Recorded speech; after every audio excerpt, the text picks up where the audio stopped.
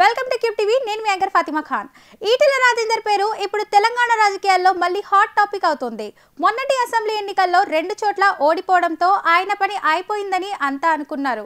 కానీ మల్కజ్గిరికి పోయి ఎంపీగా భారీ మెజార్టీతో గెలిచి చూపించడంతో ఆయన గ్రాఫ్ మళ్ళీ పెరిగిపోయింది. దాంతో ఇప్పుడు ఈటెల రాజేందర్ పేరు మళ్ళీ తెర మీదకు వచ్చింది. ఇక తెలంగాణ బీజేపీ అధ్యక్షుడిగా ఉన్న కిషన్ రెడ్డికి ఇప్పుడు కేంద్ర మంత్రి పదవి దక్కింది. దాంతో ఆయన త్వరలోనే అధ్యక్ష పదవికి రాజీనామా చేస్తారనే ప్రచారం తెర మీదకు వచ్చింది. ఎందుకంటే బీజేపీలో ఒక వ్యక్తికి 2 పదవులు ఉండవు కాబట్టి త్వరలోనే కిషన్ రెడ్డి తప్పుకునే అవకాశాలు స్పష్టంగా ఉన్నాయి. ఈ నేపథ్యంలోనే ఈటెల రాజేందర్ పేరు తెర మీదకు వచ్చింది. మొన్న ఎన్డీఏ ప్రభుత్వం కేంద్రంలో గెలిచిన వెంటనే ఈటెల రాజేందర్ వెళ్లి అమిత్ షాతో భేటీ అయ్యారు. ఈటెల రాజేందర్ కే పగ్గాలు కన్ఫర్మ్ అని దాంతో క్లియరెన్స్ వచ్చింది. అయితే ఈటెల రాజేందర్ కంటే సీనియర్లు బీజేపీలో చాలా మంది ఉన్నారు.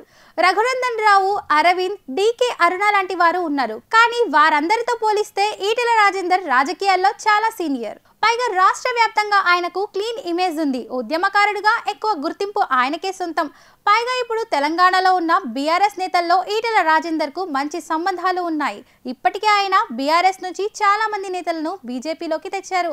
అయితే ఇప్పుడు పార్టీ అధ్యక్ష పగ్గాలు ఈటెల రాజేందర్ కు ఇచ్చి బీఆర్ఎస్ లో ఉన్న కీలక నేతలందరికీ బీజేపీలోకి తేవాలని చూస్తుంది ఆ పార్టీ.